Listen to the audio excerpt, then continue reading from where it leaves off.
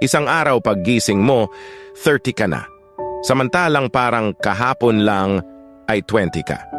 At hindi mo masabi paano dumaan ang isang dekada ng ganun-ganun lang. Ang tanging masasabi mo ay parang kailan lang. Pakiramdam mo wala naman nagbago, pero patuloy kang naninibago sa kalagayan mo.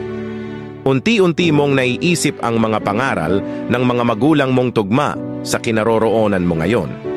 Lahat ng kahapon ay aral sa buhay mo. At ang bawat umaga ay panibagong pag-asa. Kaya huwag kalimutang i-enjoy ang buhay habang itinatama mo ang mga bagay kung saan ka sumablay at unti-unting lasapin ang success na meron ka. Dahil bukas, 40 ka na. Parang kailan lang.